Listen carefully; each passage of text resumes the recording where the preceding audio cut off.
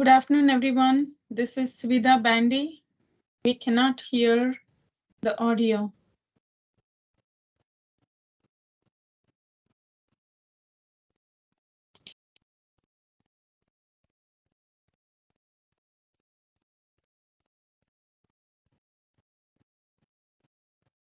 I heard whoever just spoke, but I'm not. I'm on Teams. I think the presenter has their mic off. Oh yeah, yeah. Brandon is muted. Yes.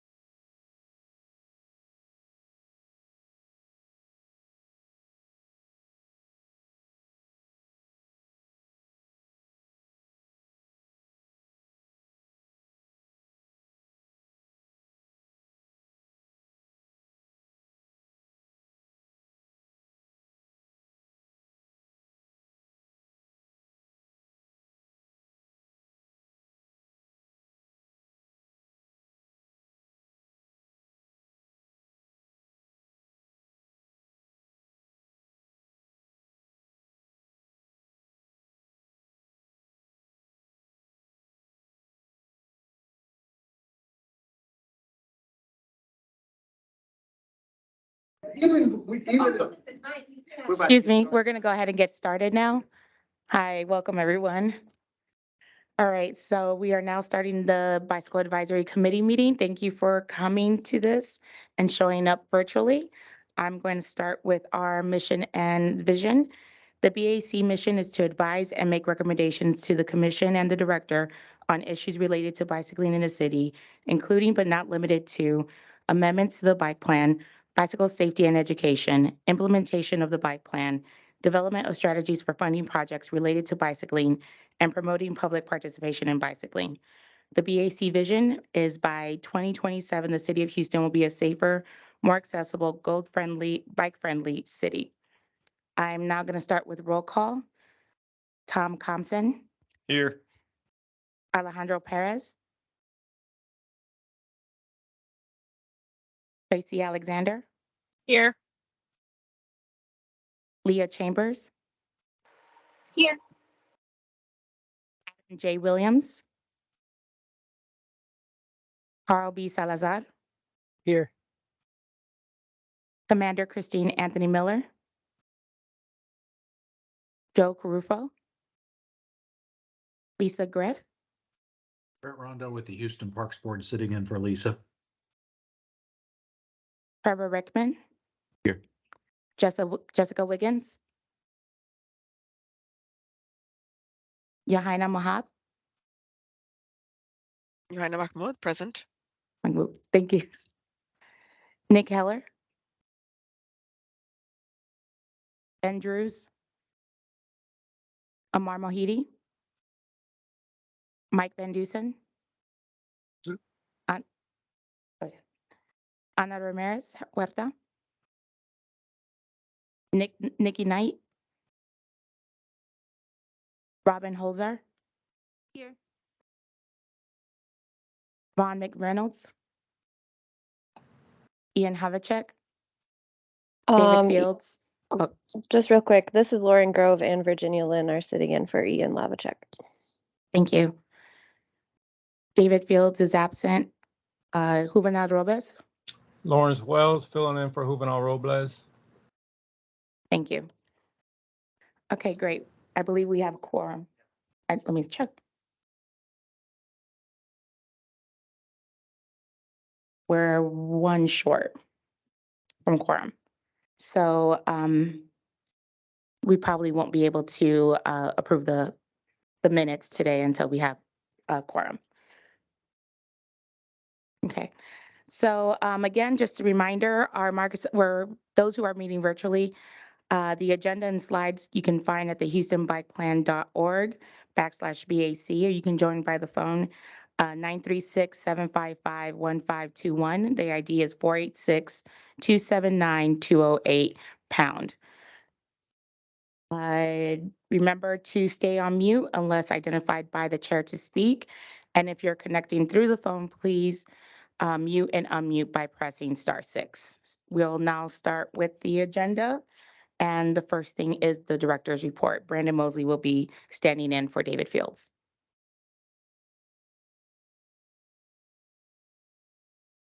Hello, BAC. We made it to April. I'm filling in for David Fields. He couldn't be here today, so he gave me the report to give to you guys.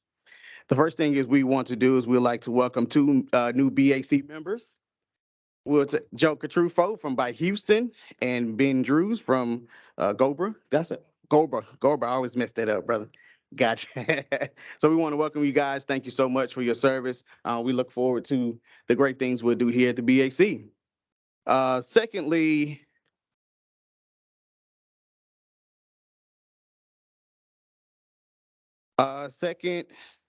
we'll have legal join us for the annual ethics training in July.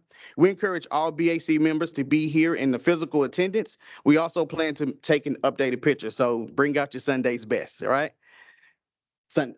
For July, the July meeting. All right, Alex is here, so Alex Perez, give us a present. Thank you, sir. I believe we're at quorum now. Speaking of legal, we are aware that there are some issues with the notary form, and legal is working to clarify a few issues. Once we have an update, we'll email the committee. Next, we have when a new member and a new year means new chair elections. We will have a call for nominations later on in this meeting. Just a few characteristics we're looking for is a commitment to attend every meeting you chair and be on time, work with staff to develop an agenda, provide meeting materials in advance to posting, and facilitate items by the agenda. Lastly, we would like to report that 222 employees took the bicycle-friendly driver training and saw the Sidetrack documentary, all right? And that is the director's report. Any questions? If not, thank you so much, and we can move forward with the chair's report. I just want to say Yes. congratulations to the city employees who completed the bicycle-friendly driver thing. Yes. 2020 is a great start. Yes, and we're climbing on up, so thank you, guys. Chair? Just a quick question. What departments were those employees in? That part I don't have. I wasn't privy to that data. Multiple departments. I believe, yes, across the whole city, yes. But I'll see if some data is available to break it down. Okay, great. Mhm. I'd like to echo the welcome to the new members of the committee. It's great to have you all on board. Really looking forward to your energy, enthusiasm, experience, and contributions. I think it's great to have you on board. I'm going to kind of echo back to what I mentioned to the council when we were reappointed or appointed a month or so ago. When Mayor Turner was first elected, he promised a paradigm shift in addressing transportation needs in Houston. And as I said then, I know it's not happening fast enough for us. We'd love to see it happen faster on the ground and meaningful changes. It is happening. Where I really do see the paradigm shift, though, is, as I told them, was with the people around the horseshoe there in the council, and also with the people on staff here at the city. I can tell you it is a sea change compared to what we were facing even 10 years ago. And it's great to see. It's great to see people who know what they're doing and who are being empowered to do that, and then have the support in the face of occasional opposition to new bikeways in certain neighborhoods. We've certainly seen that, and I really appreciate City Council and the mayor in sticking with it and getting these things done, because you're going, I mean, not everyone likes change, and it depends on the change, so you're going to run into opposition. And you have to, as we've discussed and we'll continue to discuss, you have to have community involvement and community input. Sometimes you just have to go forward. So anyway, I'm encouraged with where we're heading. I sure hope whoever the next mayor is, that person will continue the momentum, the vision, and the commitment to make us a gold level bicycle friendly community. So that is my report for today. Thank you.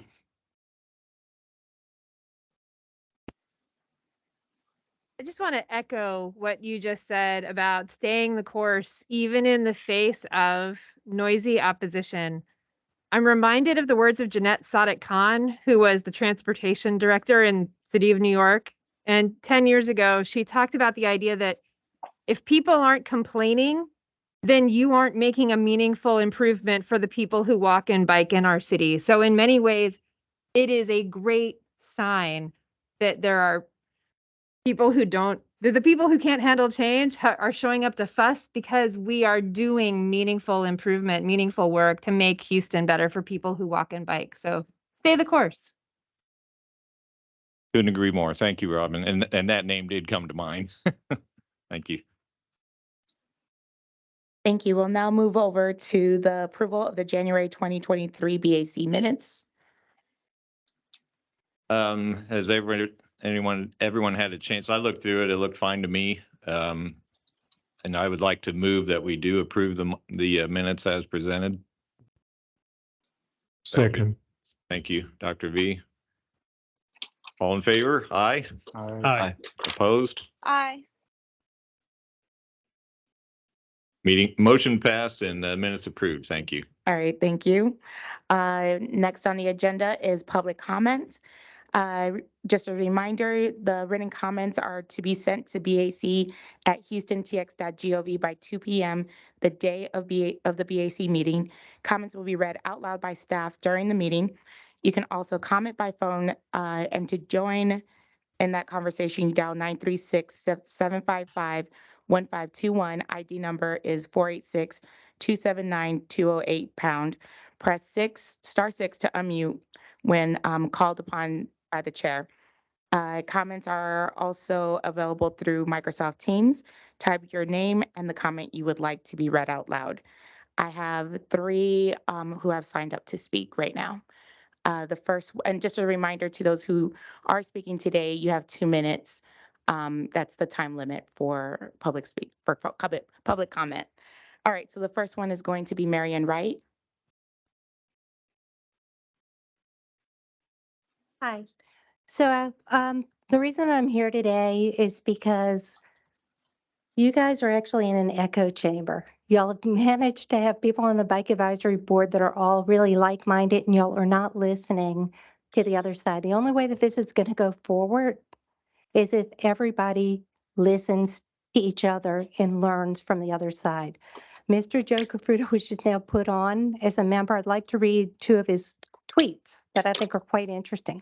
Can you imagine how this staff feels about giving up their evenings with their family after a day's work so they can completely listen to people who are unaware of virtually anything and limiting factors are?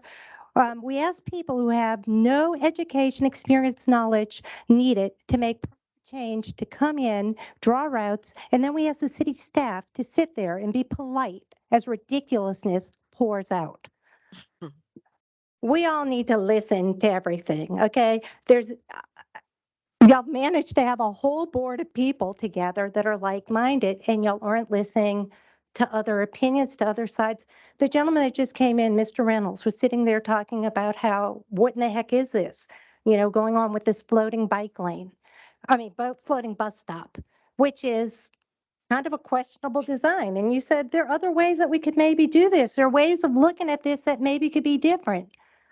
We need to all listen to each other. Today, as I was driving here, I actually passed, and I'll pass this by for y'all to see. I've made a copy for each of y'all.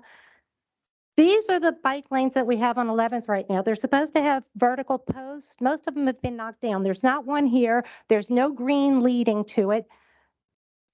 A senior citizen, and she's going to send something to Mr. Fields, Ann Wheeler, I stopped to speak with her, as a cyclist with his hat on and his spandex, rode by shaking his head and laughing. This isn't funny. It's not funny. No one stopped and asked her if she was okay. I did. And I got her information. I passed along my information. I'll pass it along to y'all. Not all bike designs, just because they're there, are smart designs. There are ways of doing things. You need to listen to the community. We have 25 minutes. businesses on 11th that have Your time is up. no questions. That's it. I'm just asking before I sit down. Well, Marion, I want to thank you for coming out and engaging with us. One of the most important things all of us can do is hear each other and ask thoughtful questions and listen to what we get back. Thank you. It takes bravery to come and participate. So thank you for doing that. Thank you. And I will say that the city doesn't always get it right the first time. I do applaud the city for learning and taking input. They do make changes to their designs. Among the changes, one of the things you pointed out here was this curb, and I agree, it could be better marked for visibility.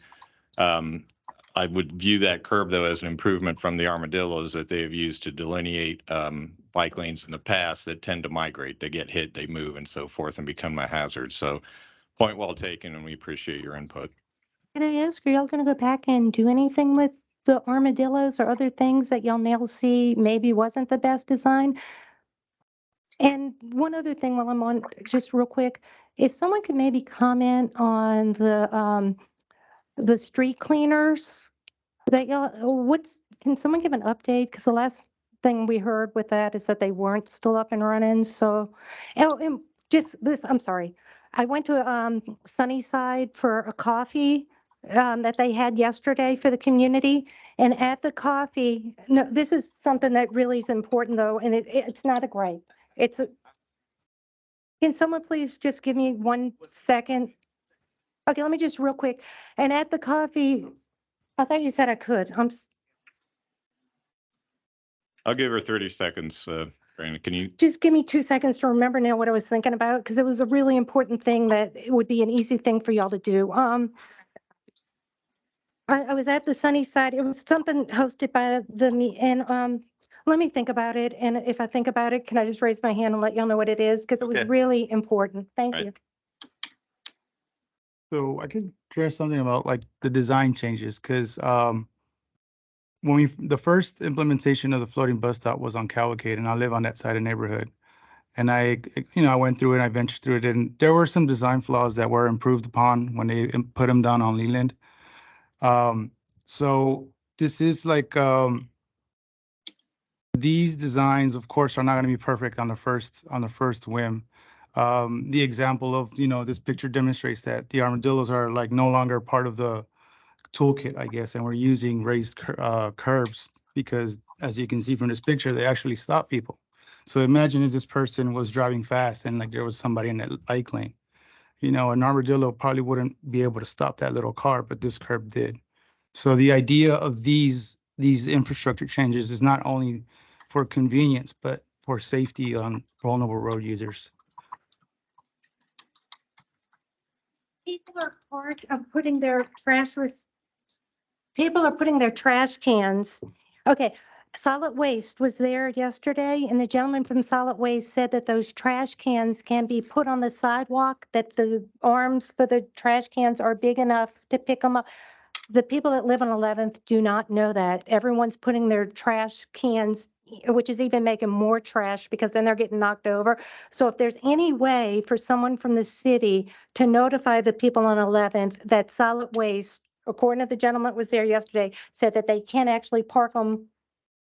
You know what I'm saying? Like, Yeah. So if y'all can get that across to them, because every Thursday If any of y'all have ever been there, they're just lined up in the middle of the bike lanes. Yeah, in fact, I encountered that on my ride up today on Morningside coming from the south. So yeah, it's not just there. And it would be great to somehow, I don't know if it would be solid waste, sharing that information somehow with I think homeowners. or there's a what. way, I was told on the water bill for messages to come out. I don't know what? how that, on the water bill, Oh, okay, there's got some it. kind of way that they can put, Yeah. just, I mean, it's a way, That's a sorry. great suggestion. And I don't know if Misty or Brandon, if you could make note of that and somehow share that message, because that certainly is worthwhile. I remember we did cover this in one of the education subcommittees, because when Hardy Elysian was implemented, we were having that same issue. And again, I read through there as well. So they were there. I believe there was like a small campaign, like passing out flyers to neighbors, letting them know like they can put their trash cans like on the space allotted in between the barrier and the bike lane. I guess just like reinforcing that again, or like maybe once new bike lanes like these come up again, that like a light bulb or checklist on implementation goes out to like solid waste, that this is new. The neighbors in this community needs to like that it's okay to put them like further out. Great. Yeah. Okay. Yes, Chair. We have heard Ms. Wright concerns, and we will schedule a meeting with her outside of the meeting and try to get some of those concerns addressed and bring it back to this body. Great. Thanks, Brandon. Thank you. Your next speaker is Matt Taruflo. And he'll probably say his name correctly. Yeah, hi. Matt Tetlow, no relationship to Joe Catrufo, different last name, but no, thank you for letting me speak here today. I really just wanted to make two quick comments. The first one, I really wanted to thank you guys for all the hard work you do. I rode my bike to work here today downtown, 85% along safe, high comfort bikeways, Buffalo Bayou and Lamar. I mean, what more could you ask for? Well, the other 15% will be Patterson when it's done, and I'm really looking forward to seeing that go forward. So this is a meaningful improvement in the health, life, and safety of people who use this infrastructure. And I can tell you, as someone who's on it myself, I'm seeing more and more people week after week starting to use this infrastructure. Don't think I've been in the seat of a car in about 3 weeks, and I was on 11th Street 4 times this previous weekend. I counted 28 cyclists. So it is getting used, and as it connects and becomes more useful, I expect that to grow. Thank you. The second comment I just wanted to make is that many people, myself included, have said to me, knowing that I come and occasionally speak at these types of events, I live along the Washington corridor. Many of us choose to live in these neighborhoods and places in Houston that we love because it gives us great access to nearby amenities. Buffalo Bayou, White Oak Bayou, Memorial Park, downtown. And the thing that I keep hearing from folks like myself who are interested in a car light, multimodal living is that I'm so close to the things I want to get to, and yet it is so hard and so dangerous to get to them. Joe, you wrote a great piece, I think it was for the Chronicle recently, saying exactly that. You shouldn't have to be brave to get to Memorial Park. Right. I have friends who live in Camp Logan who tell me it's hard for them to get to Memorial Park. We're jealous of them. Yes. So as we all know, I really wanted to pass on the message that I hear from many, many people, that safe, convenient, easy connections to amenities that are close by. That is really, I think, we should keep looking through that lens. I love to see great, the Spring Branch Trail and these great MKT build-outs. Those are fantastic spines too, and we all love and use them. But safe neighborhood connections and access are something that there's a desperate desire for in the community and really makes day-to-day life better for people. So again, thank you for everything you've done. I really appreciate it.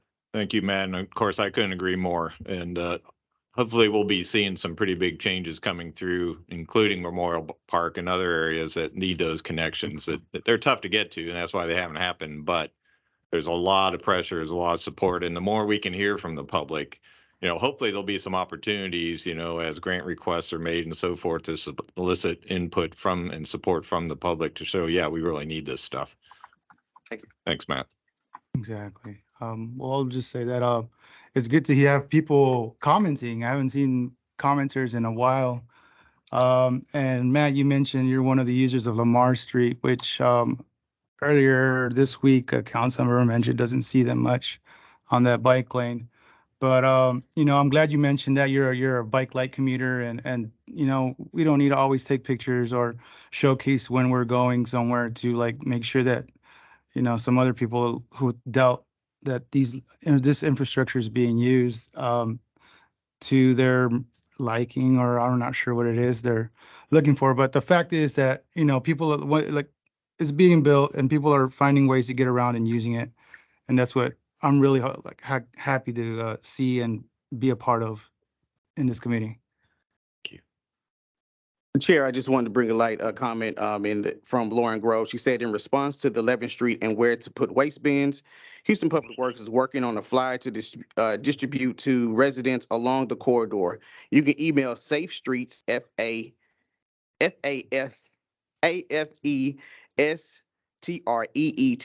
at houstontx.gov to find out more. Okay, thank you.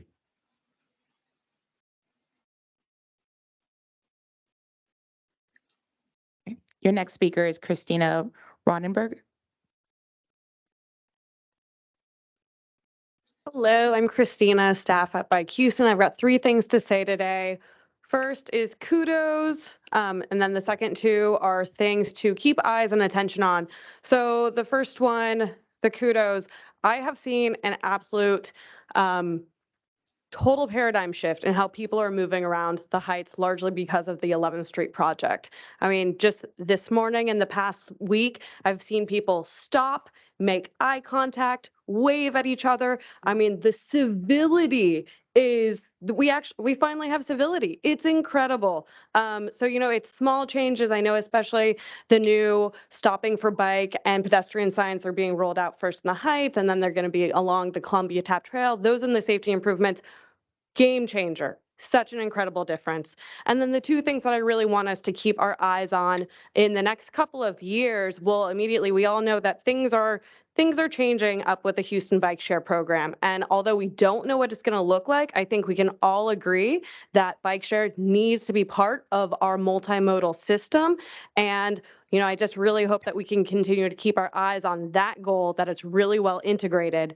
And then the third item that I think you're going to hear a little bit more about after myself is the orange netting on trails that we've seen. We had a really, really sobering, horrific wake-up call with the fatality on White Oak Bayou. And since then, we've seen the orange netting. It is time for us to really put our heads together and figure out what regulations and standards look like so that we don't have fatalities or injuries in the future. It's just not fair for everyone who uses those trails. Thank you, Christine. And those are all valid points. And as to the last one, I know that David Fields is putting together a group to discuss detours and those ridiculous barriers. It's bad enough that, the cliche is someone has to die for change to happen, which is horrible. But someone died on White Oak Bayou, and then the same barriers show up along the Columbia Tap where they're making needed changes at the intersections, but they have the same orange nets. And it's like, what the heck, what's it going to take? So it is being addressed is the good news. It's the bad news is that it has to, this has to happen to get people's attention. Yeah, one of the problems I have with construction, no matter where it occurs, is just general construction, period, is that there's very little thought to what if a person comes through here on a bicycle, what would they do? What if a person came through on a bicycle and it was at night? What if it was at night and raining? What if it was very foggy? What if? It seems like those considerations are, for some reason, not taken. That thing we were talking about earlier on Heights, it seems like nobody thought, well, what if a bike was coming down here and, so when there is construction, there should be some thought as to, well, am I going to let a bike go down 5 miles and tell them, oh, road closed? The bridge is out, So, different for a car, but, you let a bike go down that far. So anyway, what if should be in the construction, the people that do the construction. And at the root of the problem is the infrastructure design manual, because when people put up these barriers, they're doing what's within what the detour regulations are for the infrastructure design manual, which is, I think, 3 sentences. And when it comes to road closures, it's several pages of what you're supposed to do for detours. So we need a better protocol. Not just stop using these nets, but a better protocol so that the next time that there's a major detour, there's advanced signage. So there's a way to get around it. Yeah, I would think that they probably had some protocol like that when we were using horse and buggies. And so now that we've changed, it's maybe time for a change. As we say, more people are riding bicycles, more people are using the trails. So we need more changes in these standards. Great conversation, and I appreciate that, guys. I just want to make a quick reminder to the committee that this time is for the public, and any other conversation we can hold to open forum. Okay. Thank you. Your next speaker is Kevin Strickland. This afternoon, two quick things before I talk about why I'm here. So glad to see Joe Catrufo here as the director of the city's leading bike advocacy organization. It makes sense for him to be on the city's bicycle advisory committee. Two, there's a lot of input that happens on these projects. Could you be mindful of not both sidesing wildly asymmetrical positions? Okay, let's give that some thought. And just to give you my bona fides, I'm president of the Greater Heights Super Neighborhood Council.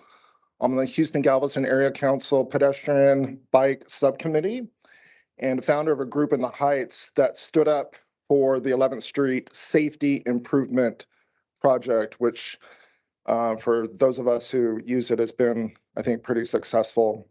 The reason I'm here today to follow on with what Christina was talking about was the orange netting. There are two problems. The IDM doesn't address any specific requirements for these detours. So what happens is the contractors, because I've talked to different people, contractors, TERS, the contractors use is whatever is expedient, but not the safest. So when you look at where some of the bike paths are very remote, that netting is used pretty much everywhere. Matt Ledvina died 4 or 5 weeks ago, because of the orange netting. I immediately reached out to say this is not acceptable because, and we actually never found out what entity put it back. The netting was restored. The public was appalled that that happened. Nothing has changed since then. 5 weeks ago, somebody died, and that netting is still being used. So I appreciate that the city is standing up a committee to look at it. But in the short term, I'm asking anybody who has any pull with the city, can I keep going since, okay. If anybody with the county is here, Houston Parks Board, Houston Parks and Recreation Department, and Harris County Flood Control District, because all of those entities engage contractors and TERSs, to ask your contractors to stop using the orange netting. Second problem is the detours that are provided, as you were alluding to, are terrible. Just sticking up a detour sign and sending somebody onto a road with no protected bike infrastructure is not a detour. I brought this up a year and a half ago with Houston Parks Board and Harris County Flood Control District, and still not much has changed then. So two things we got to do. Short term, the orange netting needs to be stopped being used immediately. It's going to be a horror if somebody else is injured or killed as a result. The city's opening itself up to a lot of liability for that. Thank you. Thank you, Kevin. Thanks, Kevin. Virtually, we have Simon Newton. Hi, can you hear me? Yes. Hi, my name is Simon Newton. I live in Montrose. The 72-inch water line construction has been ongoing on Hawthorne and areas around that, I guess, east of Montrose for some time now. What I've noticed is that pedestrians and cyclists are basically an afterthought and poorly treated by this construction project. Passages are regularly closed to cyclists and pedestrians, but not to vehicles. when you attempt to walk into areas where there's no signage telling you not to go, construction workers and others yell at you inappropriately, telling you you shouldn't be there and that you need to find another way to get around. And there's no signage to indicate this. Just want to echo what Joe said earlier. There's a critical need to address the design manual for detours for pedestrians and cyclists in Houston. It's really, I really feel like they're being treated as second-class citizens or not even citizens at all at this point. It'd be great if you could contact the people doing this ongoing 72-inch waterline project to discuss this with them and work on it, because it's really inappropriate. Asking someone to walk 15 minutes of their way to get around the construction when they're allowing cars through is really insulting. Thank you very much. Thank you, Simon. And that is the way I rode up today, actually. And I happened to know I was there because I had also ridden up that route to go to the art car parade a couple of weeks ago. So, and it was during the day, so it's easy to tell. And I'm familiar enough with the neighborhoods. It wasn't hard to find another way around. But if you're not, there was no signage. There was no warning other than you could see ahead. Everything was torn up. You could see the equipment and all that stuff going on. I could say, well, I better turn here, you know. But yeah, we have got to address this, and we shouldn't wait until a committee is convened and maybe a couple years later changes are made. We need to get outreach to those contractors now and say, hey, let's get some signs up. Let's get some barrels up. Let's do something different. So thank you. Thanks. Next speaker virtually is Daniel Seehausen. Hello, can you hear me? Yes. Hi. So for the last few years, I lived in Denver, Colorado. I was born and raised in Houston, Texas, but I cycled to work on my e-bike every day in Denver, and I'm really excited. I wanted to say kudos to y'all for all of the hard work in this committee to make that possible in Houston, and I'm so glad to hear from other people that it is possible for them. I've been kind of surveying the neighborhoods to see where would be best for me to live, and I think I'd like to live in Montrose because of some of the improvements y'all are making.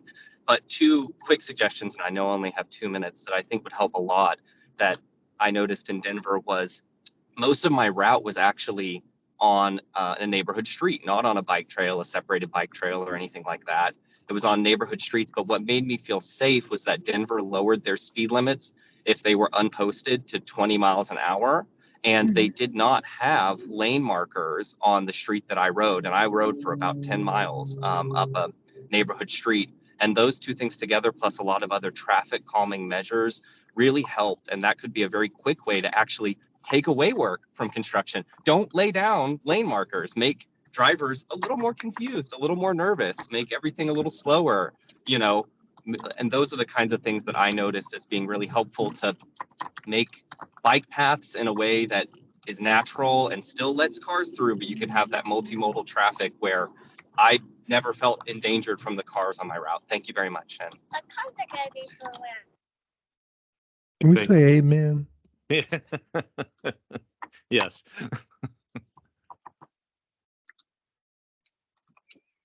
Want to just note one more notation in the chat from Lauren. Said in response to detours on city streets, she said we are updating the IDM to provide much more guidance and requirement for pedestrians and bicycle detours. These updates are subject to external approval, and final updates are expected August of 2023. Okay, that's great. Thanks, Lauren. I will mention that I think this is David or Daniel. I can't remember who the last speaker was, but I think there was, and I've lost track, maybe someone here knows, but the state legislature was considering allowing local, believe it or not, to lower that speed. Has that happened? Do you know, Joe? It's passed the Senate. And so it's up to the House now. It's in committee in the House, I believe. Okay. So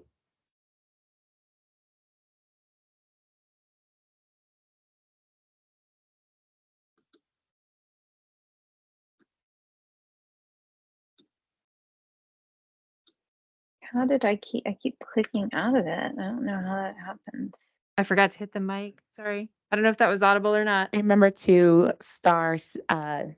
Sorry, just to wrap up, the Neighborhood Safe Streets Bill is in play in Austin right now. It would allow cities to lower speed limits on residential streets to 20 miles an hour. And anyone who has energy about that can contact your folks in Austin to say, we need this. thank you, Robin. Great. Is there anyone else in the chat here in this room or, well, yeah, virtually that would like to speak before we close public comment? Okay, great. All right, so we'll move over to Livable Places update with Savita Bandy in the Planning and Development Department. Good afternoon, everyone. I'm Savita Bandy, Principal Planner with the Planning and Development Department, and I thank for the opportunity to present to you. Exactly 6 months ago, I presented the Livable Places proposals to the Bicycle Advisory Committee. And today I'm here to just convey what's going on and also that the comment period ends tomorrow.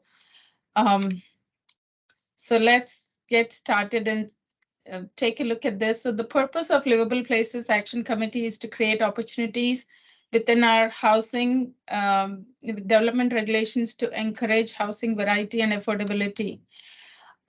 We want to make sure that the developments that happen are equitable, walkable, and affordable.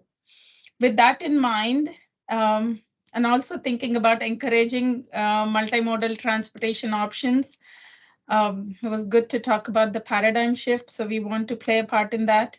So with that in mind, these are the housing proposals that we came up with. Just quickly from top corner, second dwelling unit means that the unit, additional unit that can be built on a lot, there is a size limit today if it is detached, and we are eliminating that size limit and also the additional parking that is required for that second unit. The multi-unit residential, these are like triplex, fourplex units or sixplex units. These used to exist in 1940s, but they're not being built anymore because of the conditions or the requirements in our ordinance today, which make it cost prohibitive to build these kind of developments. We are looking at our regulations and proposing changes to make sure we allow these kind of small scale multifamily structures to be built again. The courtyard style development is a new concept. We are trying to encourage building homes around common green space. So it's like a common amenity, and the lots are still fee simple lots, and all of the amenities and the parking is separate from the units will be owned in commonly with an HOA. So this kind of concept is very popular in other cities, and we are introducing this to be allowed in Houston. The narrow lot development, we see this every day in Houston, the townhomes that get built or the shared driveway developments which get built. We want to make sure that there is homes that face the street. So that is one of the changes we are proposing. And also we want to reduce the number of driveway cuts that happen with these developments. So we are trying to make some changes, proposing some changes to make sure the driveways are combined together for 2 lots so that both the lots can take access from it. However, the number of driveway cuts are reduced. That helps in making sure the streets remain walkable and there is room for on-street parking. So those are the recommendations that we are proposing. The detailed presentation was provided to you 6 months ago, but mainly these proposals or amendments were presented to the Planning Commission, and we opened a public comment period that ends tomorrow. And we definitely would like to hear from all of you who are advocates for multimodal transportation. We want to know how all of you think about these proposals. One of the big aspects of these changes is also that we are reducing the minimum number of parking required for these housing types. We want to right size the parking minimums, and also in the vicinity of other modes of transit, like for example, near light rail and bus rapid transit, we want to make sure there is 0 parking minimums. And also within quarter-mile walking distance of high comfort bike paths, we are proposing that all of these blue areas, all of these areas have market-based parking is also one of the proposals. So you can see the buffer here. It includes light rail and BRT. It includes blue routes that are within opportunity zones, quarter-mile distance, where there is zero car ownership data, and high comfort bike paths that are dedicated on street or off street, and red bus routes that have 15-minute headway, and also blue stops that have 15-minute, some of the routes have 15-minute headway. So all of those routes are included in this buffer. So we are proposing that no parking minimums be established in this area, and market will decide what kind of parking regulations apply. With that, I just want to close in saying, please make sure you use this QR code to go to our website and provide comments on the amendments. If you are interested to speak in support or in opposition, please make sure to come to the Planning Commission on April 27th, which is tomorrow at 2:30 p.m. With that, I'm ready for any questions you may have. Thank you, Savita. Misty or Brain, could you send an email to the BAC with that information just so we'll all have it handy? Yes, it'll be part of the posting. Great, thank you. Thank you, Savita. Thank you. Have a nice day. Next on the agenda is a presentation by Brian Dotson from the Community Advocate, post appraisals of Memorial and Kirkwood projects. Yes, can you hear me? Yes. Okay, if you go to the next slide, please. What some of us do is look at some of this that's installed when it's done and look for good things and opportunities for improvement. So there's two items. The first one's we're going to go over is Memorial Drive. This is about a mile, a little less than a mile segment just east of Beltway 8, executed by TxDOT. And three big items here. If you can go to the next slide. Biggest thing is we learned from this, the secret, as far as I can tell, the secret word you have to say to get fire hydrants not put in the middle of the bike path. Apparently it's Donald Bauku. I hope I pronounced that right. So, you know, did I get it right? I don't know, but it's good to know. It's good to know. I just, everybody, because look, it makes no sense that, you know, it got poured around the fire hydrant. I had asked back last year, hey, can we move it? I didn't know the secret word, but the secret word is Donald. Okay. Okay. All right. Next Thanks slide, for please. sharing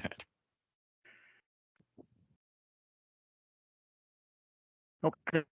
Next item that really, you know, good on this is that the curb cuts blend in cleanly to the grade of the street.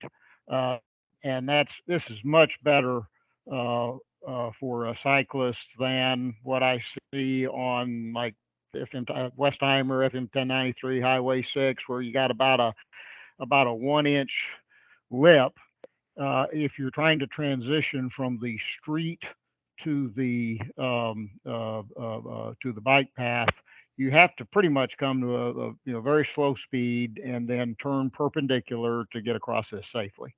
So good job there. I hope that we can continue with those you know, blended in curb cuts. So thank you very much.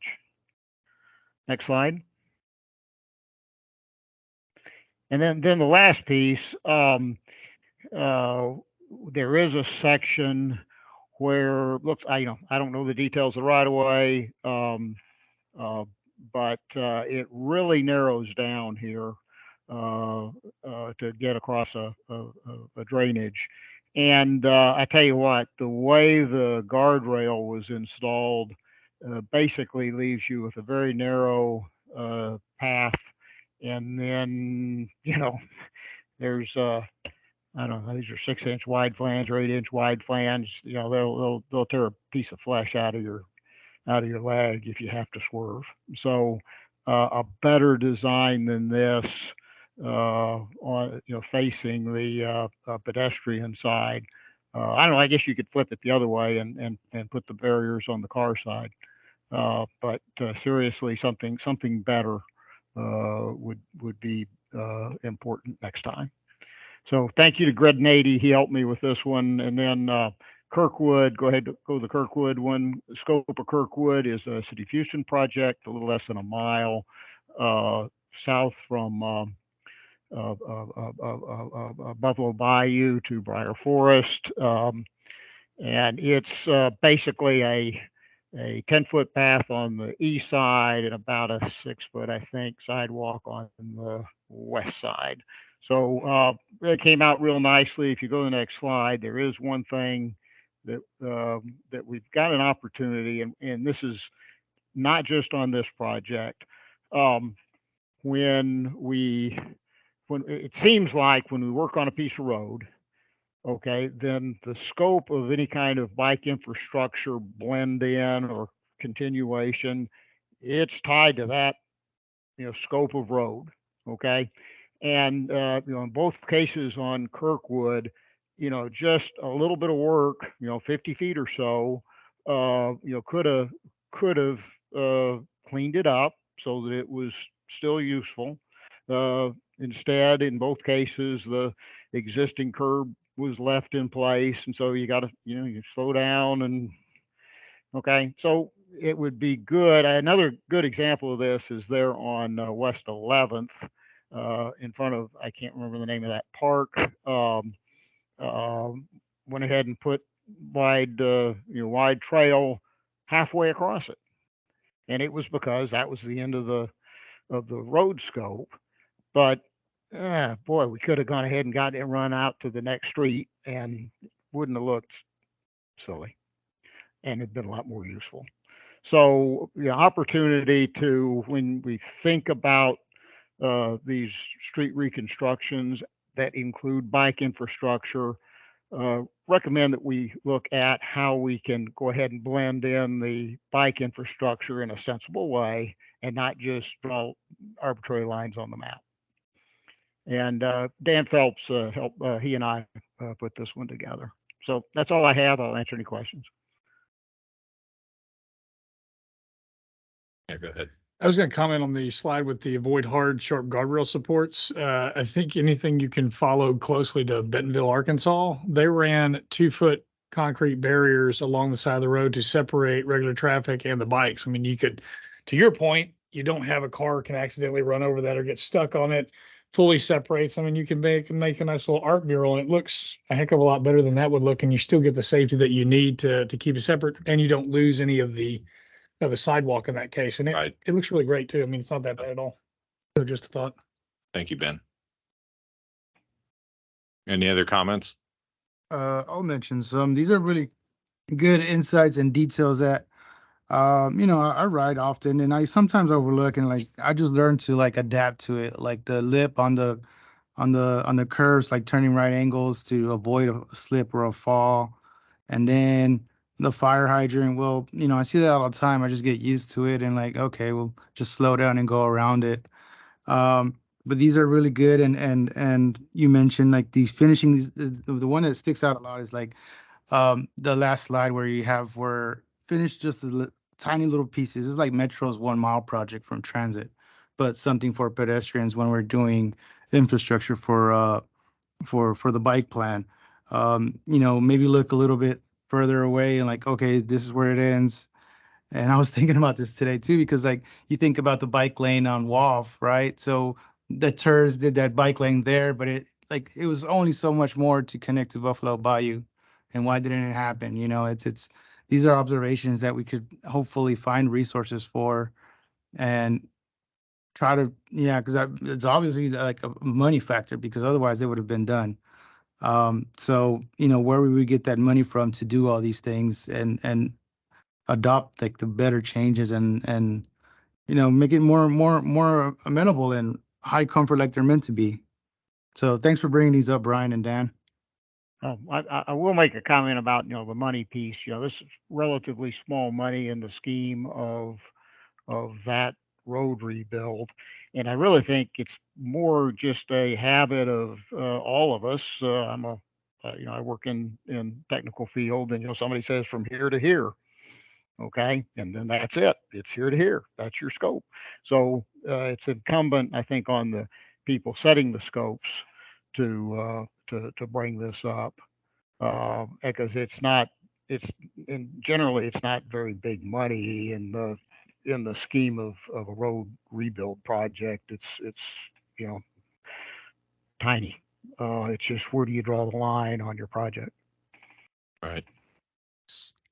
Yeah, I'd like to make a comment about the driveway cuts. You know, like Renee says, he rides a lot. I ride a lot. I know that most of the time when I'm doing that stuff, I need to, go perpendicular. However, I had a lady out riding with us on Trinity Hood a couple of weeks ago. She didn't know to do that, and she wound up breaking a couple of ribs just because of the way the road was designed. And the road could have been designed without that, but not thinking what if a bicyclist would have used this.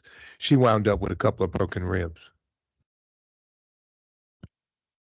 Yeah, I too I would like agree. to, Go ahead. sorry, I too would like to make a comment about that. I am a experienced cyclist, but sometimes things can happen where you have to think quickly. So this actually happened to me, and I fell pretty hard. If it wasn't for my helmet, I probably would have had a real serious injury. But I had to have a brain scan and all of that. Thank goodness everything was okay. But I think in designing these, it would be, it's a serious thing. I think they should think about making this a smooth transition instead of leaving that lip up, leaving the lip in the design. Yeah, I totally agree with that. So what I wanted to mention is that um, I do remember we approved like a small budget for making improvements to certain projects. One of the more recent ones that I think about what we used some of that funds was to on San Jacinto, that cross right before or after, depending, the train tracks of Union Pacific. They made that median like more visible to create refuge for people crossing that street. So that's like a small budget that we have that's being allocated to kind of make like maybe some of these changes can be done on these areas like you've mentioned. And I think keeping an eye out for these and like tab them up and then just put them in a queue, and as the priorities come around, like maybe we can address some of these issues. So thanks again, Brian, and also to Dan and to Greg, to all of you for putting this stuff together. Those are good observations. Appreciate it. Our last presenter is Nicole Masters with the Love to Ride program. Thank you. Good afternoon, everyone. Thank you for having me here today. If you could go to the next slide.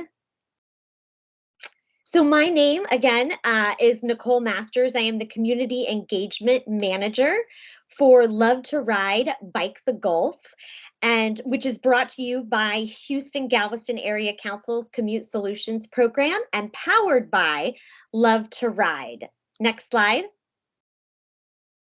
And so today I will be providing an overview on Love to Ride, Bike the Gulf, how to support Love to Ride, Bike the Gulf, and then answer any questions you may have. Next slide. So the Love to Ride program is creating a world in which more people feel comfortable and confident to ride a bike. Love to Ride is a comprehensive program that provides tools to riders and data to partners, enabling program managers and planners to achieve mode shift and measure their impact. Love to Ride works in 7 countries, 142 cities, 14,000 workplaces are participating with over 600,000 users. And at the core of Love to Ride is behavior change, woven throughout the entire program. Next slide. And so the key aims of Love to Ride include providing a fun and engaging program that is inclusive and accessible to everyone, resulting in a thriving bicycling community, to support people who are new to bike riding to take up riding and build the confidence and ability to ride for everyday journeys such as commuting, and to promote and enhance the existing local biking and transportation initiatives that partners are working on. Next slide. And so Love to Ride has a website, and individuals can go to the website and set up a rider profile. And there they can log their rides manually, and they can see their stats, data, they can post photos, set goals for themselves, earn badges, they can join a workplace or a group or a club, and that community can set collective goals and look at their stats and look at their leaderboards. Individuals can also join campaigns and challenges that are focused on participation and encouragement rather than mileage. And then people can also take advantage of the social features on the website, giving each other high fives, sharing stories about their cycling journeys, posting photos, being part of the greater Houston, Galveston area cycling community, and encourage others. And the region is comprised of Commute Solutions focus area, which is 8 counties, and they are Brazoria, Chambers, Fort Bend, Galveston, Harris, Liberty, Montgomery, and Waller. And they can also get local information, so they can find bike shops, they can see rolling announcements about things that are taking place in the region. Next slide. And then on the website, there is a Learn tab, and there people can see tips about bicycling, access safety information, take quick courses, watch the videos. And then if there is anyone who feels like they're facing a challenge or a barrier, there's a lot of great information that you can see on the right that somebody might be facing and they want to find ways to overcome those challenges. There's great information under the Learn section for them there. Next. And then, as I mentioned, it's all about sharing real stories. And, every time that somebody shares a story, we think that more people will start sharing stories. And when we do that, we're really, truly encouraging people, more people to get out and ride more often. Next slide. And so, as I mentioned, you can log your rides manually on the website, but you can also download the Love to Ride app, which is available for free for iOS users. And the Love to Ride app automatically detects when you're riding a bike and automatically logs your rides. There's no need to open the app or press start or press stop. Next slide. And so here's an overview of when you're using the app. You can see how many trips you've taken, how many miles you've ridden, how many pounds of CO2 you've saved, and you can also see a heat map of your rides. Next slide.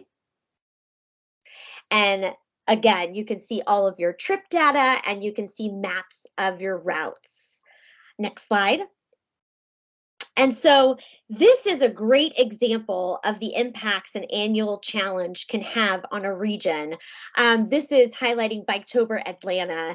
And for 10 years, they've been running a custom annual workplace challenge powered by Atlanta Regional Commission and Georgia Commute Options. And the outreach strategy was about activating TMAs and co-promoters, direct workplace outreach, social media promotion, events, and so much more. In 2022, riders from over 350 Metro Atlanta workplaces participated. And all time, there have been 17,000 riders participating. And it works because of the social influence. Things like sharing stories and encouraging more people to ride. Next slide.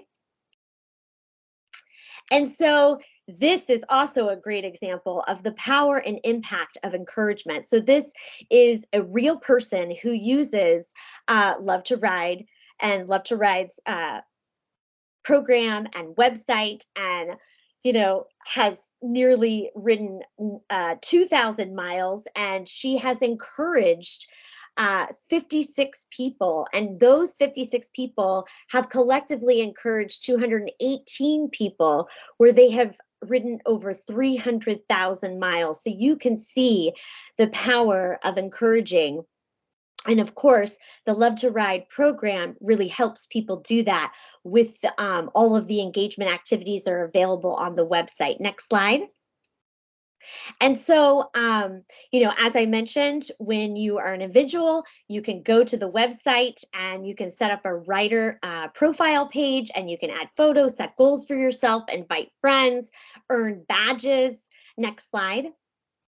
And then when you're there, you can search for your work site or register a new one. And this is the Houston Galveston Area Council's profile.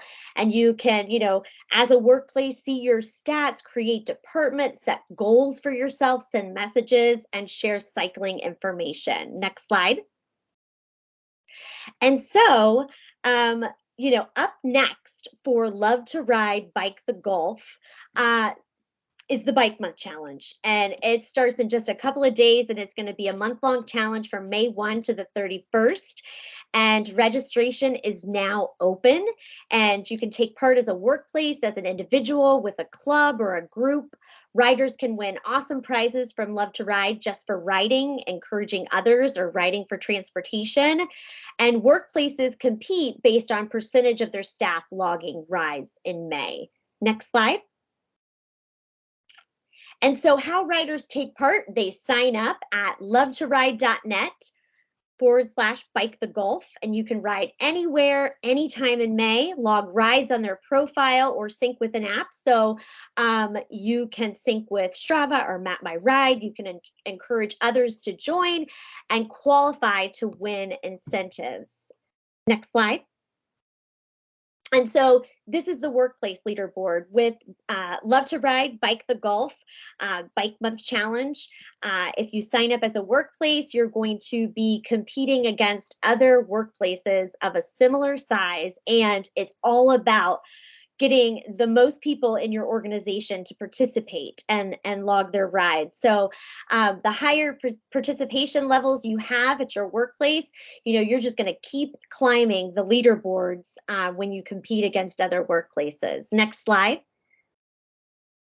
And so we also want you and everyone in the community who's participating to take advantage of what's available to help spread the word to your coworkers and to community members. And so there is a resources page on lovetoride.net/Bike the Gulf. And that's where you can download the free promotional pack. And there you can see posters, flyers, social assets, email banners, pre-written emails, and social media posts ready to share. Next slide.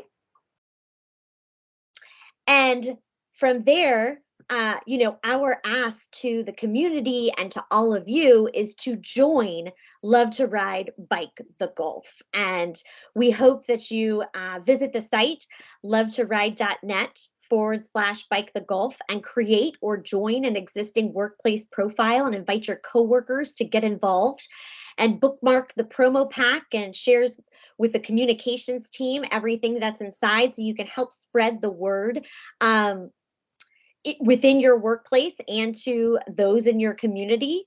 And next slide. And I am here to help walk you through the process, get you set up. So please, at any time, reach out to me, and I would love to give you a demonstration of the website, brainstorm ideas of ways for you to promote it within your organization or within, networks and communities that you're affiliated with, because it is all in the name of getting more people to ride. And this is also something that will, this is the first challenge, but this will continue, and people can continue to use the platform and the program all the way through the second challenge, which will be in October. And so I close with that. Thank you so much again for having me here. And if you have any questions, please let me know. Thank you, Nicole. As I recall, this is not the first time we've done this in Houston. I participated in it when I was working at Williams several years ago. I can't remember when we did that, maybe 5 years ago, something like that, 5 years ago. And was it only that year, or did we do it a couple years? Do you remember, Robin? That's all I remember too. But it is a way of, I love that it does encourage participation and it documents it too. So it's a pretty cool effort. Thank you, Nicole, and thank you to all the speakers that we had today. I have a question for Nicole. So I was just talking about this with something similar with my girlfriend, because she has a friend in DC and they have an app similar to this, kind of it's a personal one. And like everything that you just mentioned in this presentation is basically what they do, but there's also like a cost factor of how many, like based on how many miles they bike, how much gas they saved, or carbon emissions and stuff like that. So the incentives are very similar. But I wonder, is this app, I was just looking it up on my Android phone and I didn't see it on there. But I did see it does have it on iOS. It is on iOS. It is not on Android yet, but it is free Okay. for everyone to download on iOS. So is this app similar to that? I don't know if you're familiar with it by any chance. I am not familiar with the one that you're speaking of. Because it's I think it's specifically kind of like maybe a Commute Solutions is the name of it, but like you have Commute Solutions, theirs is probably GoDC, but I think it's done by rideamigos.com or something like that, because then that's where they have all that stuff there that's similar and kind of help launch that version of it, I guess. So I'm really excited to hear this. I'm gonna share. I took this picture and I sent it to her. Like we were just talking about this like yesterday, I think. So I was like, this is a really good idea to get people to ride and maybe track miles and, like another heat map that maybe the city can access that's more commute friendly instead of like training ready, like Strava is more focused on. So this is very exciting to hear because this is the audience that in my eyes, like I'm trying to like build infrastructure to. The roadie guys or, people that train already find their roads and don't really need infrastructure. But, every now and then don't be surprised if you see them on one of these bike lanes. So thank you for sharing this again, Nicole. I'll be reaching out for some more information. Excellent. Thank you.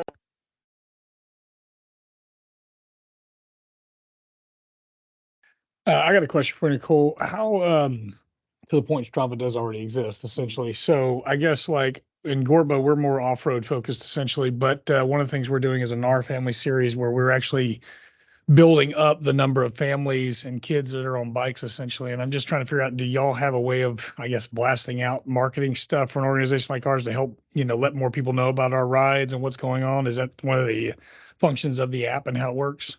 Well, that's such a great question. And one of the things that we're doing is reaching out to,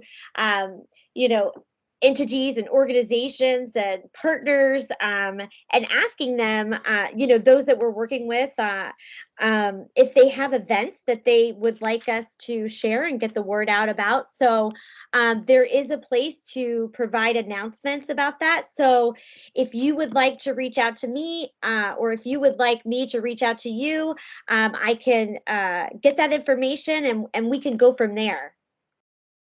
Yeah, I think I will reach out to you because we do a lot of mountain bike clinics now as well for kids and for the general population. And we have weekly rides that will eventually stretch to Sugarland Memorial already at Cypress Wood and Ant Hills, and growing because I keep getting volunteers coming forward with they want to ride. So yeah, I'll send you an email after this with my contact information. Excellent. Thank you. Right, next on the agenda is the election of the BAC chairs, and Brandon Mosley will direct. Right, how you guys doing again? All right, so at this time, we want to, if anyone wants to come forward, I guess we'll open up the floor for nominations for the subcommittee chairs.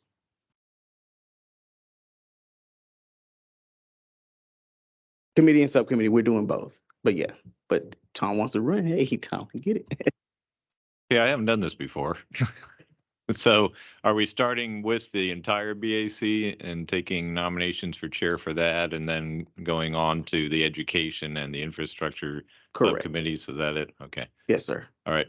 Well, I'll self-nominate. I'm willing to do this for another year, but if others are chomping at the bit, then certainly throw your hat in the ring also for the full BAC. I second that nomination. Thank you, Trevor. So it's been Been properly second. We cast one unanimous vote for Tom to continue as BAC chair. Congrats, Tom. Thanks, everybody. And we didn't mention vice chair also. Are we doing that also? We can do vice chair as well. Right. We now open up the nominations for vice chair for BAC.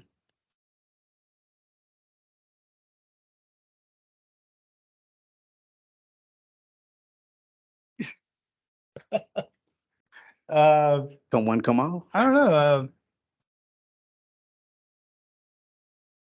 Go for it. Go for Let it. me see.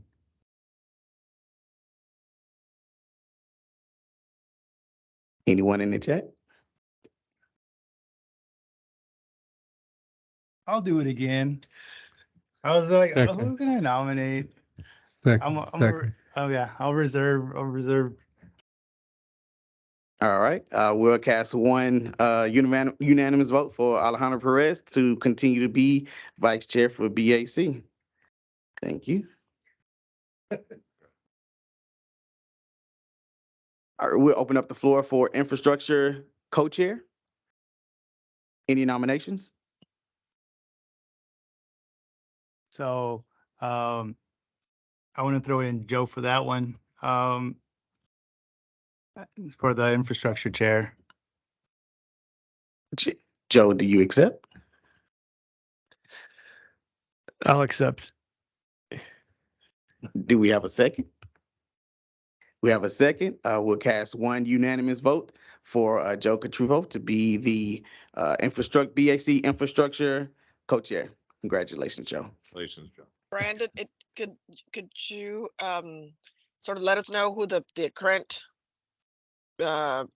co-chairs are for the subcommittees? Yes, thank you. For the infrastructure, it is currently Alejandro Perez, and now Joe is taking over. For the education is Jessica Wiggins and Leah Chambers. Thank you. And Brandon, is there a co-chair for infrastructure?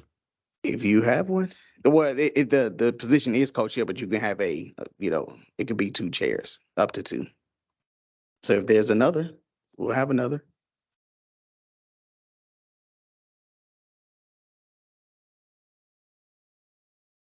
Alejandro. Yes.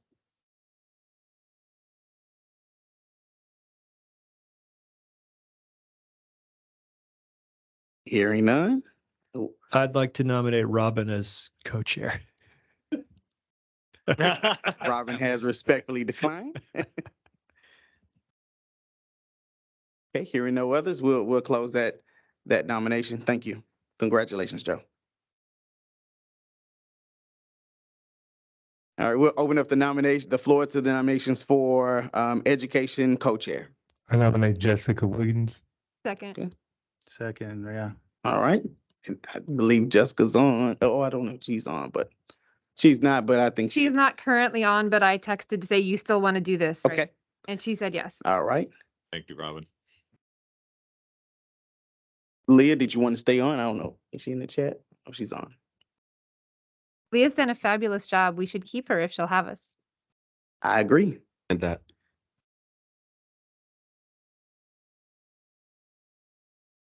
Okay, well, yeah, so it has been properly nominated and second that Jessica Wiggins and Leah Chambers to remain as co-chairs for the education subcommittee.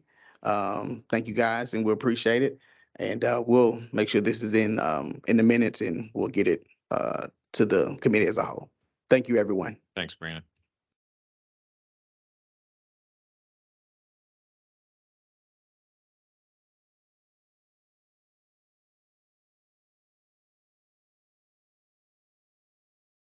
So yeah, I just wanted to remind everyone where we are in the meeting. We are now at the bikeway fatalities and serious injuries up to date. Commander couldn't make it today. She's away on a much needed vacation. So I'll do her report for her.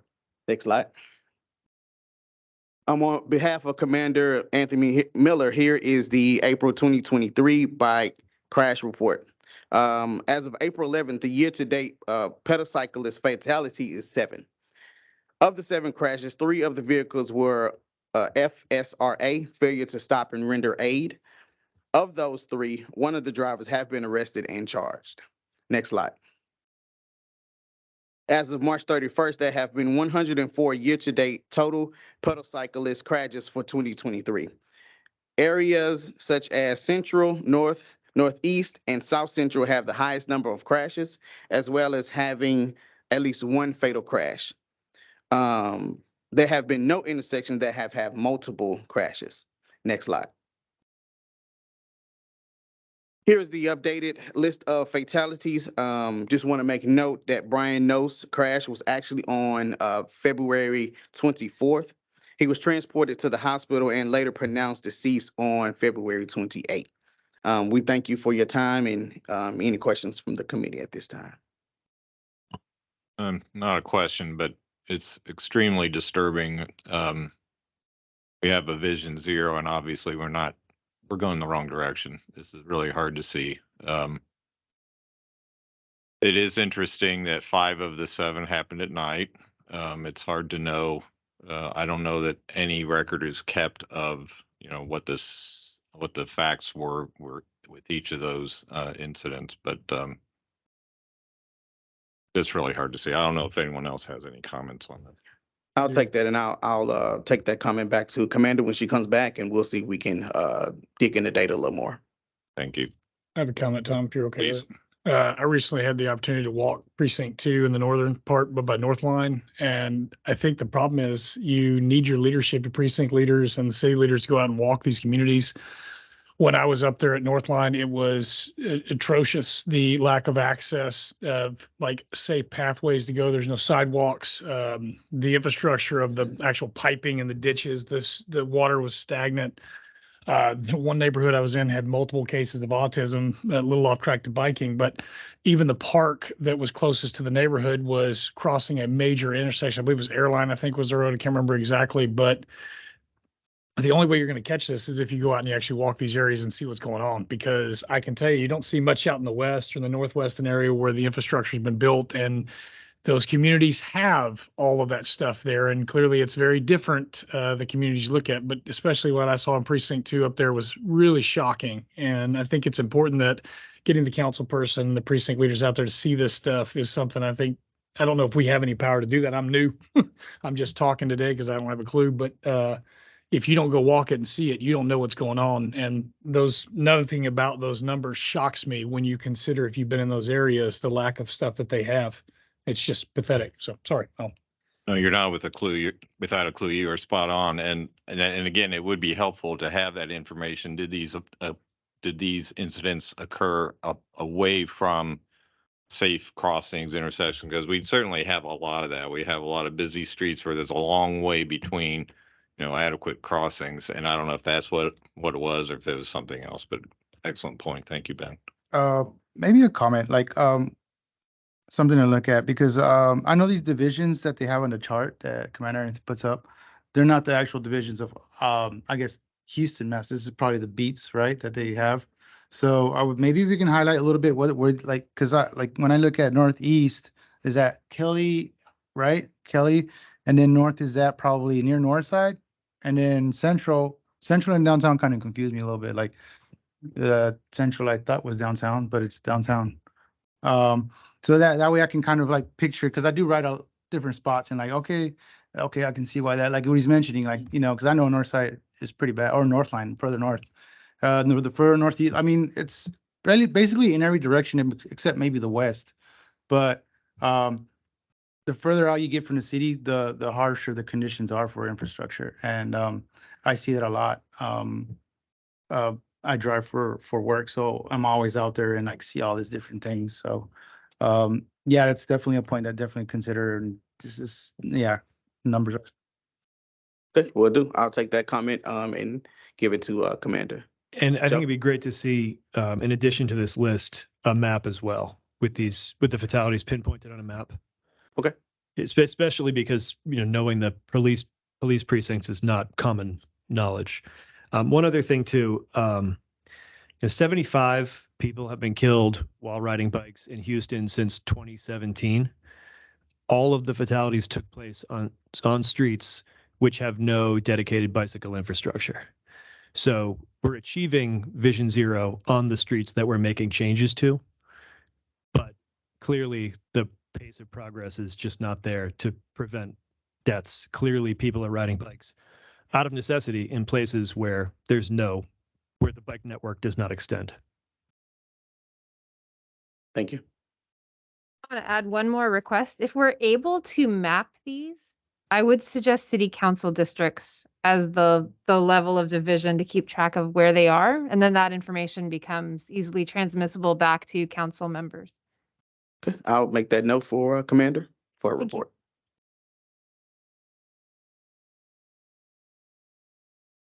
We'll move forward in the program, in the meeting. Thank you.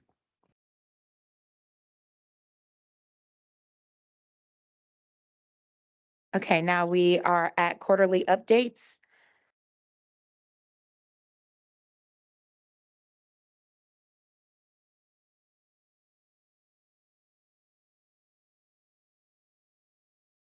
City of Houston CIP, Lawndale Street to Telephone Road to Forest Hill Boulevard is complete. The ribbon cutting was on March 23rd, March 2023. I'm so off on the years already. Larkin, TC Jester to Dittering, design is 90% complete.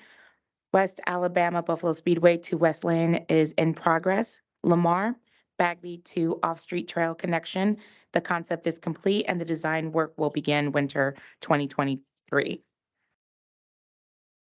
Precinct 1, Southeast MLK, the design is ongoing. El Rio, El Camino is also ongoing and estimated to be complete next month. Trail to Keegan's Bayou is complete. Dewson Parkway is complete. Midtown Tuam Bikeway is ongoing. For Precinct 2, there are no changes from the last meeting. For the Houston Parks Board, Austin to McKee via Commerce Street and Elysian Viaduct is in progress. The design contract for the detour along Elysian should be approved by the board this month. Glenwood Park to I-45 and Reveal Park to Telephone Road is complete. FM Law Park to MLK is in progress and anticipating a completion this spring. Brayburn Glen to Eldridge is in progress. There are issues with Centerpoint and TxDOT, estimated to have a completion this year. Mesa Drive to Banting Street is complete. Law Park Connector Makawa to Centerpoint has completed their permitting and is currently in construction. For bikeway updates from Metro, there are no changes from the last meeting. Yes. Misty, if I may, we have gotten permits for the McGowan Bikeway, and the construction is expected to begin this summer. So I'll provide an update when we get to the July meeting. Just wanted to make Thank that. you. Thank you. Johanna, could you remind me what the endpoints of that project are? It's on McGowan, Scott to Maine. From where to where? Scott to Maine. Okay, Scott to Maine. Thank you. Mm-hmm.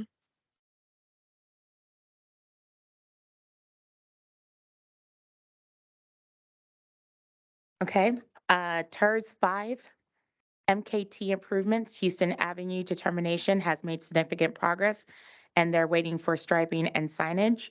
West Dallas Turl to Dunleavy is in progress. For TERS 15, Bastrop Trail Polk to Bell is expected to start construction in FY 2024. Columbia Tap, St. Charles to Ennis, and Walker, the Emancipation to St. Emmanuel are both expected to start construction FY 2023, FY 2024. And the bikeway updates for TxDOT, there are no changes at this time. We'll now move over to the no parking and bike lane updates. There was an increase of 19 citations issued, making the total 204. There also was an increase of collected fines, which was $1,545. Next slide. Could you back up that Mhm. prior slide? So you say that's 19 over what time period? Like the last 3 months since the last meeting? Okay. Right. Next slide. We had an increase of 8 no parking in a bike lane for 2300 Polk. The total is now 32, and the rest of the locations, the numbers have stayed the same. Next. We now open forum to the committee members. All right. Here's our chance, guys. Okay, I'll just start off if nobody wants to go. One of the things I've heard a lot of talk about is the, safety. But, we hire these people that are paid to do these things. And I still, beyond me, can't understand how they can't take someone's life into consideration when they make the design. I don't understand why that can't occur. When, I'm an engineer, oh, let me just put this lip on this curb. I don't know. I'm not thinking of what it could, what could occur from this design, or here, let me just end this, trail right here, just because, okay, it doesn't go any further.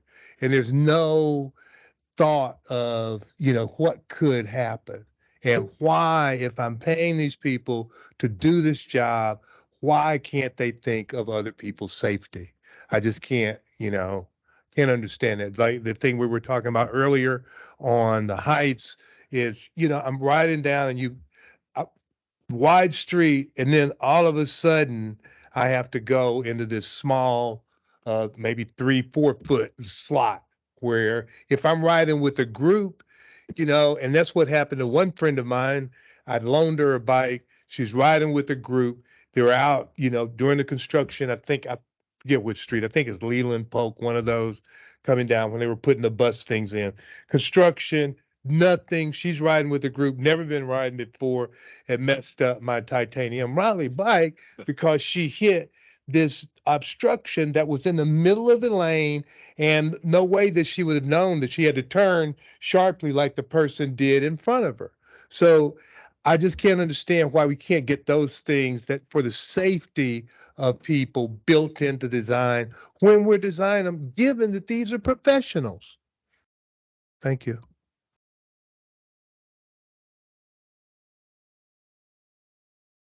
Hi. When I first started on the BAC a couple of years ago, I remember there was a discussion about the possibility of an online discussion forum, which that was mid-pandemic, but pandemic or not, I think would be super helpful to have a discussion board, for example, with the tragedy on White Oak Boulevard, to be able to start dialogue about that right away instead of having to wait 5 weeks.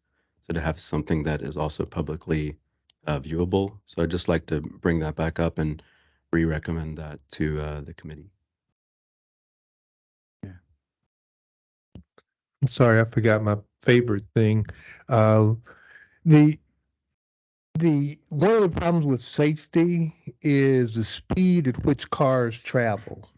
We heard a suggestion to lower the speed limit.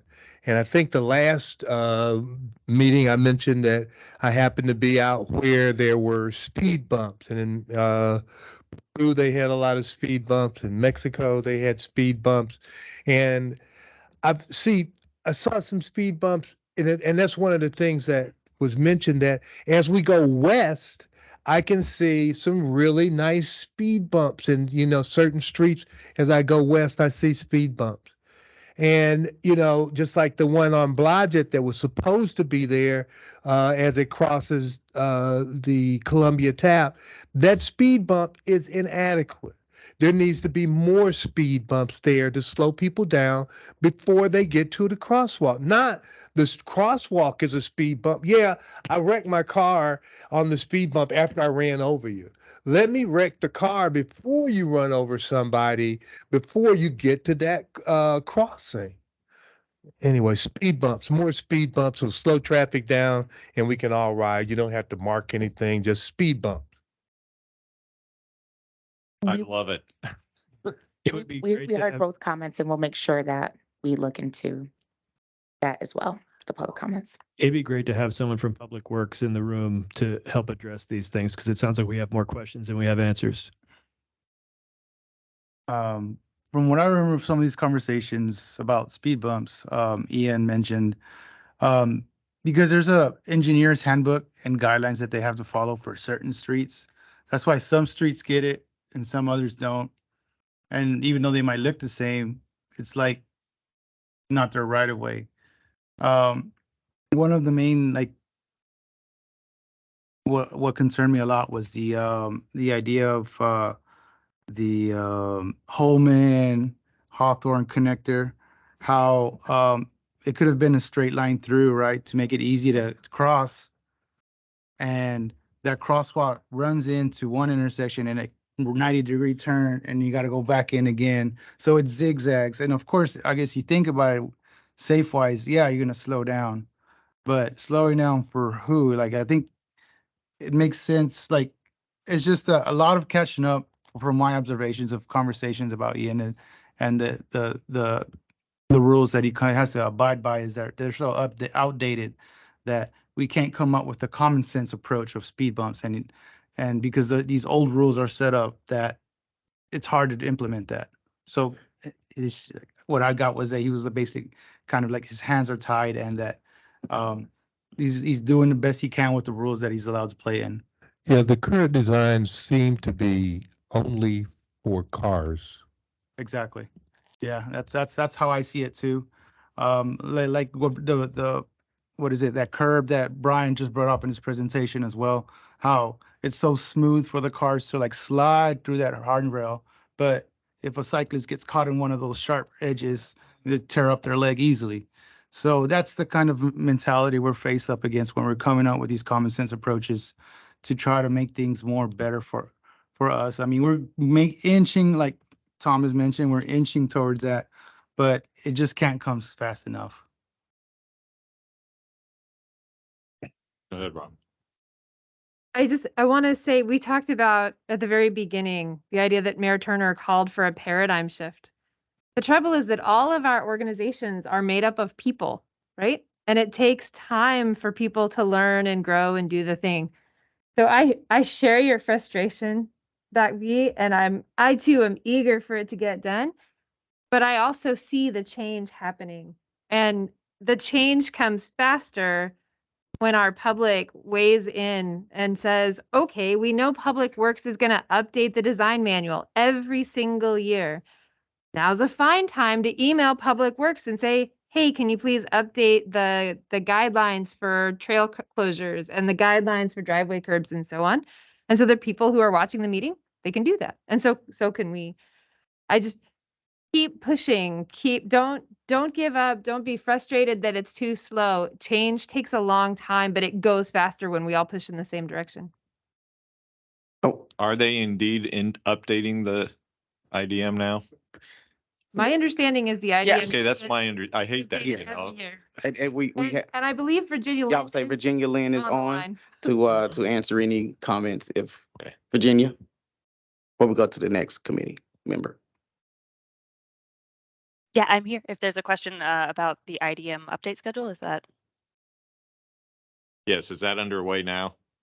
Yeah, so this year we worked really hard on doing updates to chapter 17 in particular. There are other updates as well, but we are proposing a big overhaul of chapter 17, which is where our bike, ped, and transit design requirements are housed. As Lauren commented earlier, that did include detour requirements. So as was noted, there is currently a sentence about detours. We have added quite a bit to that. And we are excited to share that with you once it is finalized. It does have to go through an approval process every year when these changes are made. This is not the only year we have the opportunity to make changes to Chapter 17, but this is the big overhaul year. They try to space those out so that each chapter gets a close look on a schedule. So that's, I believe, every 4 years, each chapter gets a close look. We can make edits in other years. So exactly as Robin was saying, if things are flagged for us at the right time in that schedule, then we can certainly make edits to those chapters every year. But the big overhaul is what we just proposed for Chapter 17 and is going to get finalized in August, but there will be a review period before that. Okay, so you heard a lot of ideas, and I'm sure people around here and others have a lot more ideas. How do we get them to, who do we send them to, and how? Yeah, we send them to Safe Streets at houstontx.gov. What was That's going to was be that again? Safe Streets? Yeah, SAFESTREETS at houstontx.gov. That is the best way to Okay. communicate with our team. We're going to be the group that, especially for Chapter 17, which is the Bike Ped Transit chapter, that's going to be the best way to get those edits incorporated. Okay, great. Thank you. Thanks. Trevor, you had one? No, I already spoke. Thank you. Anything else? Anyone online?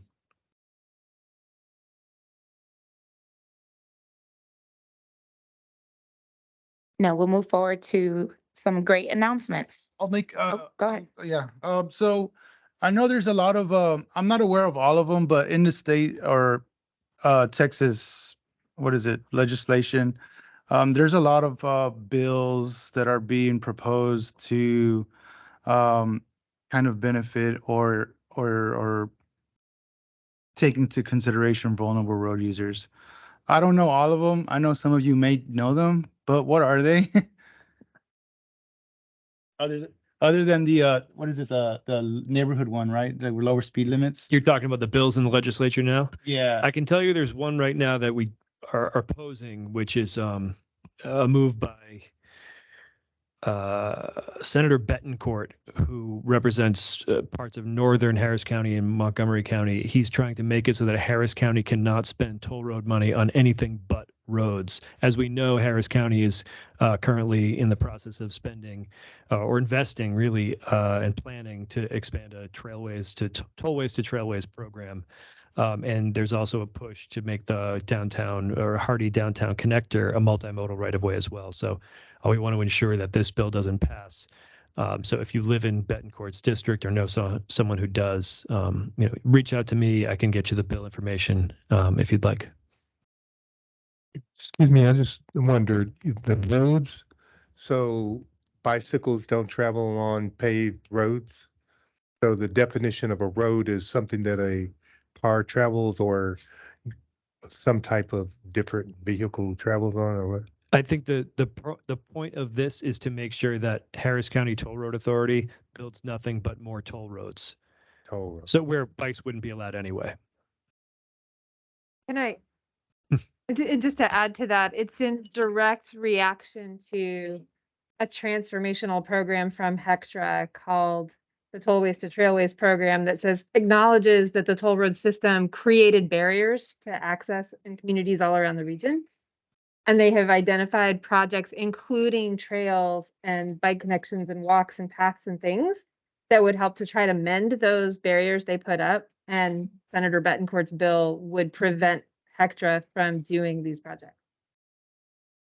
Just to comment on that too, if you missed it, Joe pointed out in one of the Bike Houston posts, but there's a cultural war on bikes right now. There's a belief that bikes are bad on certain avenues of people believe that they're not a good thing, that we don't need more bike lanes. We somehow are going to put in more lanes for cars or whatever. So it's just be aware that there's a lot of negative publicity. You got the Second Baptist preacher, one of the largest churches in the city of Houston, preaching against HECTRA. And that's probably where that bill actually got pushed from, was that type of deal where, it's pushing negatively towards bikes as if it's some sort of 4-letter word to parts of the community. Yeah. Joe, would it also be helpful for those of us who live in other Senate districts to contact our senators and say, hey, we don't like this? Especially if that senator's on the Transportation Committee. Alvarado, for example. Robin, you may know who else is on there from our region. No. I can send something around. That'd be awesome. Thank you. You had Carl Salazar on the chat said, we will have a new mayor and a bunch of first-time council members coming in next January as a committee. We should somehow get our message in front of them when they onboard. They have a new council members school, and bike safety and infrastructure should be a part of it. Awesome idea. In the past, Bike Houston has held some candidate forums, haven't they? Is there plans to do that this year? Right now, there's plans to put out a document with priorities for the next mayor. No word yet on candidate forums, but we've been talking with other sustainable transportation organizations about that sort of thing. Great, thank you. I want to just echo that thought. For all of the people who are considering serving as elected leaders in our fair city, the time in which they are most interested in your views on walking, biking, or anything else is from now until election night. Yes. So if you have the opportunity to talk to candidates, talk to candidates. Excellent, Robin. I was going to follow up to Brandon and Misty again. In your follow-up email, if you could include the email address for who do we submit ideas to for the infrastructure design mod. Okay, thank you. And Misty, I've got an announcement, but should I do it now as part of open forum? Sorry. For an event, yeah. Okay, cool. Next is announcements and events. I'll let you go first. Okay, thank you. So it's May. Well, it's going to be May soon. And Bike Houston, as I think many folks in the room know, we do an annual bike summit in May. This year is no different. And we've got 3 events happening as part of the bike summit this year. So starting on Monday, May 22nd, we're doing an outdoor screening of a new documentary called The Street Project, which is about the citizen-led movement to make U.S. cities safe for walking and biking. That's happening at Axelrad on Monday, May 22nd at 8 p.m. On Tuesday, May 23rd at Match in Midtown, we've got Charlie Thomas of Bike Law, whose name you may know because he's the lawyer who's representing the 6 individuals who were struck by the driver in Waller County who rolled coal and hit 6 people when they were training for an Ironman, among many other hundreds of other cases that he's had. Charlie tells great stories like any trial lawyer should. And he'll answer questions about bikes and the law. Should be a really engaging talk. That's going to be also, if you're a planner, a certified planner, this is good for certification maintenance credits as well. And then finally, the main event of the Houston Bike Summit is the Bike Summit Soiree, which is happening at St. Arnold on Wednesday, May 24th in the evening. And that's going to have an auction, food and drink, and good conversation with bike-minded Houstonians. And the mayor's going to be there? The mayor's going to be there.